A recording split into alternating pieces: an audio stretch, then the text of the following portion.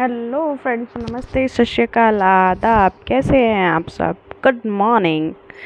और उम्मीद है अच्छे होंगे, आपकी सुबह अच्छी हुई होगी और चाय नाश्ता भी अच्छा ही मिला होगा। तो चलिए आपको सुनाते हैं, क्या ये मोहब्बत है क्वेश्चन मार्क। और आप सुन रहे हैं शालिमा एक खूबसूरत कहानी। तो चलिए सुनाते हैं आगे हुआ क्या। घर के नाटक, और उसमें नाटक तो भैया ऑब्वियसली दिलचस्प नाटक हैं। तो हमारी जो कंगना होती हैं, उनको तो पता ही नहीं होता कि उन्होंने किया क्या है, अनजाने में ही सही, मगर उनसे बहुत बड़ी गलती हो चुकी होती। वो जो है, जो अव्यांशी होती है, उसके लिए जो खाना मंगवाया होता है, उन्होंने गलत खाना मंगवा दिया होता। क्वांटिटी तो ठीक है, मगर खाना गलत मंगवा दिया होता और उसकी वजह से हमारी अभियांशी को काफ़ी तकलीफ़ होती है। ऑलरेडी वो तकलीफ़ में होती हैं, और जो कंगना होती है खाना मंगवा के उनकी तकलीफ़ और बढ़ा दी होती हैं। और ये जब चीज़ें हमारी मैडम राना को पता चलती है तो कहती है कि देखो मेरे पति को तकलीफ़ पहुंचाया ना, मैं अभी बताती हूँ तुम्हें। फिर सुनते हैं आगे क्या होता है। तो ये सब सारी चीज़ें होने के बाद कंगना फेस की हवाइयाँ तो उड़ी रहती हैं। तो कहती है कि बहुत उड़ ली ना, अब देखती हूँ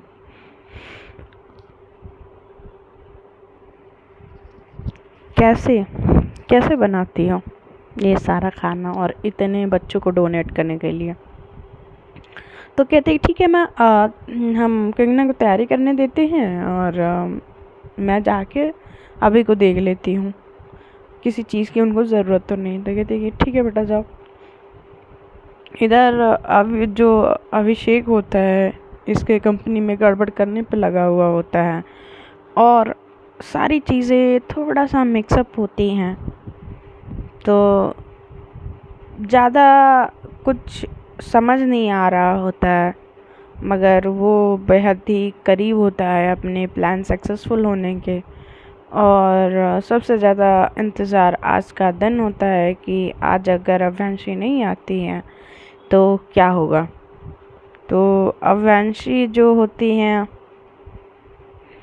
वो लेटी हुई होती हैं और अपने मीटिंग के बारे में सोच रही होती हैं, और सोचते सोचते कहती कि ये जो रैना है ये तो मुझे जाने नहीं देगी, और मैं कैसे इस मुश्किल को शॉर्ट कर लूँ, कैसे कैसे कैसे कैसे कैसे। स्नेहा और जो लड्डू होते हैं वो ऑफिस में होते हैं। इन दोनों की अलग ही स्टोरी चल रही होती है। थोड़ा सा नाराज़ होती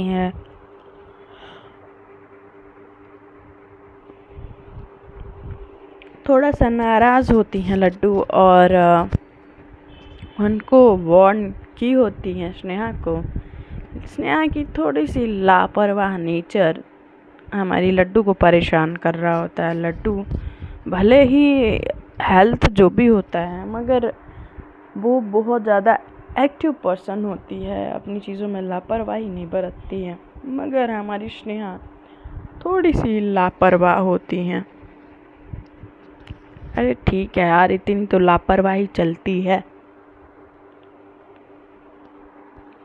तो फिर हमारी जो लड्डू होती हैं उनको बोलती हैं कि स्नेहा बार बार ऐसी लापरवाही अच्छी बात नहीं है, और हम कंपनी में काम करते हैं, ये हमारी कंपनी नहीं है। तो जैसे ही ये बात सुनती हैं हमारी स्नेहा, तो लड्डू की बात सुन के कहती कि आप लड्डू, आपको हुआ क्या है यार बेबी, ऐसे ऐसे आप क्यों बोल रहे हो। तो कहती हैं कि क्योंकि हम जिस कंपनी का खा रहे हैं उसका नुकसान नहीं होने दे सकते। आपको पता है कि ये जो हो रहा है, आपको पता है कि इसके पीछे कौन है, तो आप बता क्यों नहीं दे रही हैं। तो कहती हैं कि मैं चाहती हूँ उसको पकड़ के मैं अव्यांशी के सामने लेके आऊँ, मुझे बस थोड़ा टाइम चाहिए बेबी, और प्लीज़ आप शांत रहें। और उसके बाद से इधर इनका मैनेजर भी परेशान होता है, क्योंकि अव्यांशी ऑफिस नहीं आई होती है।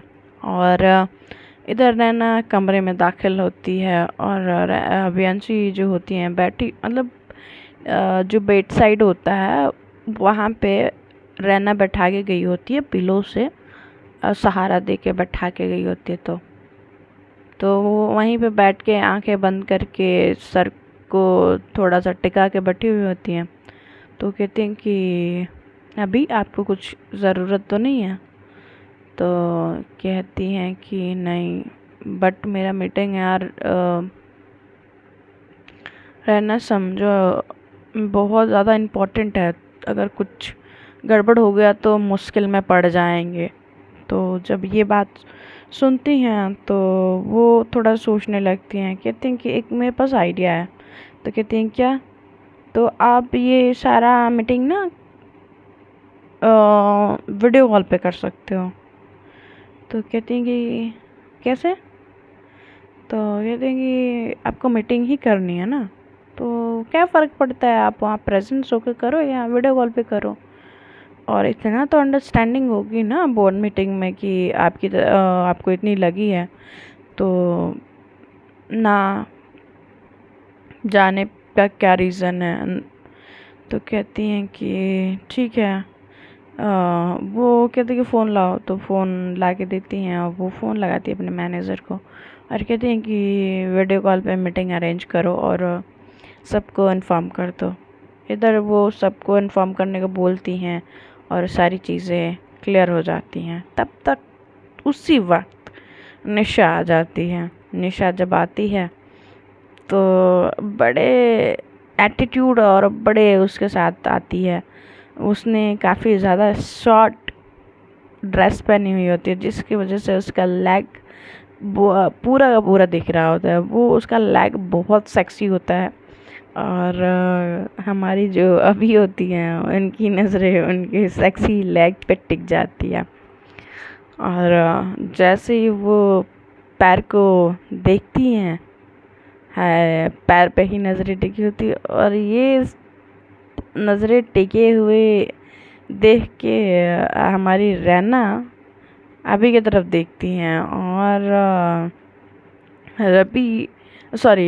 अभी ऐसे घूरते हुए जब रैना को देखती हैं तो वो अपनी नज़रें हटा के इधर उधर कर लेती हैं और कहती हैं कि बाप रे, ये आजकल मुझे धमका रही है, मुझे रव्यांश सिंहदेव को। और कहते हैं कि खैर मेरी भलाई इसी में है, मैं शादीशुदा हूँ और ऐसी पराई लड़कियों को ऐसे नहीं देख सकती। तो वो अपने आंखों को इधर उधर करने लगती है। तो तब तक वो आती है, कहती है कि कैसे हो अभी ठीक लग रहा है? मुझे उम्मीद है कि मेरे आने से तुम जल्दी ठीक हो जाओ। तो कहती है कि हाँ, मैं जल्दी ठीक तो हो जाऊंगी, डोंट वरी।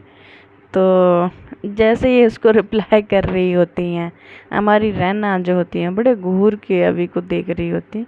कहती कि ये मेरा पति है या मतलब जब देखो तब किसी पे भी इसकी नज़रें और आंखें फिसलने लगती हैं। पर इस निशा की तो मैं ऐसी तैसी कर डालूंगी, इसको ऐसे कपड़े इनके सामने पहन के आने की क्या ज़रूरत थी। तो निशा आके उसके एकदम करीब बैठती है और कहती है कि फेस पे हाथ लगाते हुए कि उम्मीद है तुम्हें मेरे आने से कोई प्रॉब्लम नहीं हुई होगी। तो कहती है कि नहीं नहीं, मुझे क्यों प्रॉब्लम होगी, तुम आई अच्छा लगा, आते रहना। तो जैसे ही रहना के फेस का एक्सप्रेशन जैसे चेंज हो रहा होता है, वैसे कहती हैं ठीक है, तुम माँ से मिली? तो कहती है मैं कब की आई हूँ, मैंने बुआ से भी मिल लिया है। और क्यों, क्या हो गया? तो कहते कि नहीं नहीं कुछ नहीं, मैं बस ऐसे पूछ रही हूँ कि माँ से मिली? तो कहती हैं कि हाँ, मैंने मिल लिया बुआ से। तो कहती हैं कि ठीक है, आई थिंक मेरी तबीयत थोड़ी ठीक नहीं लग रही, तो मुझे अपनी तबीयत ठीक नहीं लग रही, थोड़ा सा मुझे रेस्ट की ज़रूरत है, आई थिंक मैं सो जाती हूँ। तुमसे मैं बाद में बात करूँगी ना। तो कहते कि हाँ ठीक है। और इधर तो हमारी अव्यांशी डर के मारे, होता है ना कि भाई अपनी बीवी से सबको डर लगता है। और इधर हमारी अव्यांशी काफ़ी ज़्यादा डर चुकी होती हैं और रैना को इस रूप में देख के तो वो चली जाती हैं और एक रैना को लुक देती हैं, और एक लुक देने के बाद वो वहाँ से निशात चली जाती हैं। तो कहती हैं कि ये क्या हो रहा था अभी यहीं पे मेरे सामने, नहीं मेरे पीठ पीछे भी नहीं, मेरे सामने ये कर क्या रहे थे? और ये आपकी आंखें उसकी टांगों पे क्यों ठहरी हुई थी? आपको उसकी टांगें बहुत अच्छी लग रही हैं, रुक जाओ मैं अभी दिखा रही हूँ। और उसके पास बैठती है और अपनी साड़ी को ऊपर करते जाती है। तो कहते कि देखो रहना, ऐसे ऊपर मत करो, अभी मैं कुछ कर नहीं सकती। जैसे ये बोलती है वर्ड तो उसकी आंखें फटी की फटी रह जाती हैं और वो शर्मा जाती है रहना। और थोड़ी देर ये लोग एक दूसरे की आंखों में ही खोए रहते हैं। और फिर अवांशी फिर से थोड़ा सा शरारत करने के मूड में होती है और उसको अपनी तरफ खींचती है और उसके जो फेस पे बाल आए हुए होते हैं उसके कानों में फंसाते हुए बोलती है कि जाने मन, तुम्हें पता है कि मेरे दिल पे सिर्फ तुम राज करती हो और तुम्हारे अलावा मेरे दिल पे कोई राज नहीं कर सकता।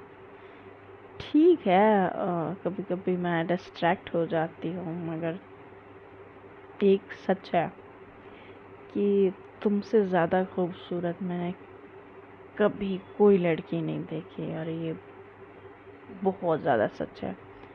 और उसके फेस पे उंगली फराते हुए बोलती है। और ऐसे जब उंगली फरा रही होती है हमारी रना की आंखें बंद हो चुकी होती हैं और थोड़ा सा और नज़दीक आती है अव्यांशी और उसके कानों के पास बोलती है और आई लव यू। जब ये सुनती है तो है पूरी तरह से शर्मा जाती है और उसको हक कर लेती है। और फिर हक करने के बाद थोड़ी देर अलग होते हैं दोनों, बट फिर भी ये देखिए अभी मैं फिर भी आपसे नाराज़ हूँ। अब मेरे सामने ही उसको ऐसे घूरे जा रहे थे। तो कहते हैं कि वो तो मैं तुम्हें चिढ़ाने के लिए कर रही थी, तुम्हें पता है कि मुझे क्या चीज़ें पसंद है और मेरी वाइफ ऐसे ट्रेडिशनल लुक में खड़ी है और मैं किसी और को देखूं। मैं तो चेक कर रही थी कि तुम अभी भी मुझसे प्यार करती हो या नहीं। तो कहती है अच्छा अच्छा, मतलब आप मेरा ही टेस्ट ले रहे थे। तो कहती हैं कि ऑफ कोर्स अपनी बीवी का टेस्ट लेना तो बनता है। तो अचानक से रन के दिमाग में वो फ़ोटोज़ क्लिक होता है कि ये फ़ोटो में कौन था, क्या मैं पूछ लूँ? या रैना सोच रही होती है कि क्या अभी मेरे को बताएंगे या ये गलत सिचुएशन है। फिर नहीं नहीं, मैं अभी नहीं पूछ सकती, मैं इनसे ठीक होने के बाद पूछूंगी। इनको मैं ठीक होने का इंतज़ार करती हूँ। और फिर वो शांत हो जाती है और कहती है ठीक है मैं आपकी दवाई लेके आती हूँ। तो कहती हैं कि ठीक है। तो वो जाती है दवाई लेने के लिए। और इधर स्नेहा और लड्डू दोनों का सिचुएशन अलग अलग होता है। लड्डू कहती है कि बता दो और स्नेहा कहती है कि नहीं, पूरे पुख्ते सबूत के साथ मैं पकड़ूंगी। ऐसा वो भरोसा दिला रही होती हैं कि जल्दी ही हम पुख्ता सबूत के साथ पकड़ के रैना के अवियांशी के सामने खड़ा कर देंगे। अवियांशी अपनी मीटिंग वीडियो कॉल पे करती है, उसकी मीटिंग ख़त्म हो जाती है। इधर जो होती है कंगना फंसी हुई होती हैं कि अब वो खाना कैसे बनाए। ये रैना की बच्ची मेरे को फंसाती है और कहीं इसको पता तो नहीं चल गया कि मैंने बाहर से खाना मंगवाया था। बट मैंने तो सारा चीज़ बहुत नीट एंड क्लीन किया था, उसको पता कैसे चलेगा? नहीं नहीं, पता नहीं चला होगा, वो जेन्युइन सा ख्याल होगा। पर अचानक से अभी क्यों? ये सारी चीज़ें वो सोच रही होती है, अपने दिमाग के घोड़े दौड़ा रही होती है, और वो जैसे जैसे सोच रही हो, जितना सोच रही होती है उतना टाइम उसके हाथों से निकल रहा होता है। इधर अव्यांशी अपना मीटिंग ख़त्म करके थोड़ा सा रेस्ट करने के मूड पे आती है। तो रेस्ट ही कर रही होती है, तब तक उसके रूम में उसके दादा दादी दाखिल होते हैं और कहते हैं कि हम आ सकते हैं। तो दादा उनकी दादी बोलती हैं कि तुम ठीक हो ना अव्यांशी? तो कहते कि हाँ, आप लोगों को पूछने की ज़रूरत कब से पड़ने लगी दादा दादी, आप आ जाओ। तो कहती नहीं, जब बच्चे बड़े हो जाते हैं तो उनसे परमिशन लेना ज़रूरी होती है, और ऊपर से तुम तो भाई हमारी पोती शादीशुदा है। तो थोड़ा सा टीस करते हुए उनकी दादी उनको बोलती हैं, और तुमने तो मुझसे वादा किया था कि ज़िंदगी भर आप मेरी गर्लफ्रेंड रहोगी। तो कहती कि दादी, आप अभी भी हो मेरी हॉट सेक्सी सी गर्लफ्रेंड, फर्स्ट प्रायोरिटी आप ही मेरी हो। तो दादा उनके कहते हैं फिर मेरा क्या होगा। थोड़ी देर उन लोगों का मजाक चलता रहता है, और ये हंसी मजाक ही तक रहता है। और हमारी जया जी होती हैं, वो एंटर होती हैं, क्योंकि उन दोनों में कुछ तो अलग होता है, अव्यांशी और उनके मॉम में, क्योंकि उन दोनों की बॉन्डिंग दिखती नहीं है मगर स्ट्रांग होती है। होता है ना कि कुछ तो सबकी नज़रों से छुपा होता है। वो आती हैं, कहती हैं कि कैसी हो, और वो पूछती हैं कि जब वो पूछती हैं तो उनको बड़ा आश्चर्य होता है कि मतलब माँ पूछ रही हैं। कहती हैं ठीक हूँ। और वो आशीष भैया कहाँ हैं, और आयशा अभी तक नहीं दिखी। तो कहते हैं कि आयशा स्कूल गई है, और आशीष आजकल ऑफिस के काम में थोड़ा सा वो ध्यान दे रहा है, क्योंकि आशीष भैया और ऑफिस का काम। हाँ, वो आज ऑफिस गया है। तो नहीं, मुझे क्यों नहीं पता चला। तो कहती हैं ठीक है, अच्छी बात है। तो जब उनकी मॉम ये बोल के चली जाती हैं, तो दादी अवेंची का हाथ पकड़ती हैं और कहती हैं कि बेटा डोंट वरी, तुम दोनों के बीच जल्दी ही सब कुछ ठीक हो जाएगा। तब तक रैना आती हैं और ये बात सुन लेती हैं। कहती हैं कि सब कुछ ठीक हो जाएगा। दादी का कहने का क्या मतलब था? ज़रूर अव्यांशी और माँ में कुछ तो हुआ है जिसकी वजह से माँ अव्यांशी से बात नहीं करती। कुछ तो बात है, मुझे पता लगाना ही होगा कौन सा राज है, क्या है। और वो फिर उस बात को थोड़ा सा छोड़ते हुए अंदर की तरफ आती है और कहती है कि दादी आपने दवाई ली, दादाजी आपने लिया? तो सबका दवाई पूछती है कि कुछ मैंने, दादी कहती कि अच्छे कर्म किए होंगे कि हमको ऐसी बहू मिली, मैं बहुत खुश हूँ। तो वो कहते हैं कि दूसरी भी बहू मिली है, ऐसी बात नहीं है। तो कहती हैं कि आप ना चुप करिए, आप कुछ भी बोलते हैं। उनके दादाजी को डांटते हुए उनकी दादी बोल रही होती हैं, और अब चलो आप यहाँ से, थोड़े से बच्चों को टाइम दो। तो कहते हैं कि हाँ हाँ, मैंने कब रोक रखा है, आप ही यहाँ पे आके बैठी हुई हैं। तो कहते हैं कि हाँ, आप मुझे ही दोष दिया करो, चलो आप। तो दोनों लोग धीरे धीरे बाहर चले जाते हैं। तो फिर रैना कहती हैं कि आप रेस्ट कर लो और मैं आपके लिए जूस बना के लेके आती हूँ। तो कहती हैं कि तुम्हें नहीं लगता रैना कि तुम मुझे खिला खिला के मोटी कर दोगी? तो कहती कि नहीं, बिल्कुल नहीं। आप जितना खाओगे आपकी सेहत उतनी जल्दी रिकवर होगी। और तब तक रैना के फ़ोन पे कॉल आता है, और उधर से कॉल आने के बाद इधर से रैना रिप्लाई करती है हेलो। तो उधर से आवाज़ आती है हाँ हेलो मैम, आपने जो पता लगाने के लिए बोला था वो पता लग चुका है, मैंने आपको व्हाट्सएप किया है, एक बार चेक कर लें। और उसके बाद मैंने सारा इन्फॉर्मेशन डिटेल में निकाला है और आपको ये सारी चीज़ें दिख जाएंगी। तो कहते हैं ठीक है। ना फिर उसके बाद जैसे फ़ोन रखने वाले तो कहती है कि जैसे आवाज़ आती है, मैम मेरा पेमेंट ना मेरे को कैश चाहिए। तो कहते हैं कि ठीक है आपको मिल जाएगा। वो फ़ोन रखती हैं और अब अंशी देखती हैं कि ये किससे बात कर रहे थे। तो कहती हैं कि किससे बात कर रही थी। अब अंशी पूछती हैं तो कहती हैं कि वो मैंने कुछ सामान मंगवाया था तो वो मुझे मिल गया है, तो वही था कॉल। तो कहती हैं ओके। इधर जो होती हैं हमारी कंगना परेशान हो रही होती है कि इतना सारा खाना मैं कैसे बनाऊंगी। वो सोच रही होती हैं कि वो फिर से उसी होटल से ऑर्डर कर देंगी तो हो जाएगा। तो इस बार उनका सोचना सही भी होता है और गलत भी होता है, कहीं वो पकड़ी ना जाए। इस बार वो फिर से जैसे जैसे शाम ढल रही होती है वो खाना का ऑर्डर देती हैं और देने के बाद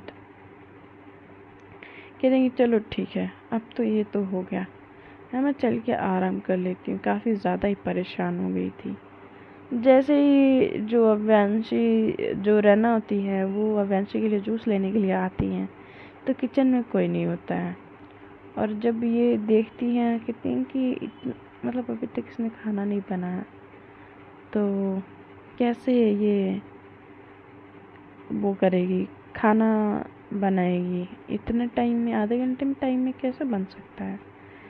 ये सोच रही होती हैं रैना। तब तक डोरबेल बजती है और कहती हैं कि चलो मैं ही देख लेती हूँ। मगर हमारी कंगना से एक गलती हो चुकी होती है, वो गलती हम आपको आगे बताएंगे। तो जैसे डोर पे जाती है वो एक डिलीवरी बॉय होता है और कहता है कि मैम ये आपका ऑर्डर। तो वो दोनों हाथ में उसका इतना बड़ा खाने का पैकेट देखता है तो देखती है तो कहती है ठीक है आप दे दीजिए और पेमेंट मैम पेमेंट हो चुका है। तो कहती हैं कि ठीक है बट पेमेंट कितने का था। तो कहते हैं उधर से जो लड़का है रिप्लाई करता है कि मैम 6,000 का। तो कहती हैं कि 6,000 का खाना ये 2 पैकेट में। तो कहती हैं कि हाँ ठीक है जाइए आप, मैं नहीं ऑर्डर किया था, आप बाय निकलिए। तो थैंक यू वैसे। तो कहते हैं कि वेलकम मैम। वो चला जाता है और खाना वो लेके किचन में जाने के बजाय वो अपनी सासू मॉम को बुलाती हैं, जया जी को। जया जी आती हैं और जैसे ही रैना के हाथ में खाने का ये बॉक्सेस देखती हैं कहती कि रैना तुमने खाना क्यों मंगाया। तो कहती हैं कि मॉम ये खाना मैंने नहीं तो किसने मंगाया। तब तक उधर से दादा दादी भी आ जाते हैं, निशा आ जाती है, आशीष भी आ जाते हैं और कहते हैं कि ये खाना कंगना ने मंगाया। तब तक कंगना सीढ़ियों से उतर ही रही होती है। तो देखते हैं फ्रेंड्स आगे क्या ड्रामा होता है, तो उसके लिए बने रहिए हमारे साथ। Bye, take care.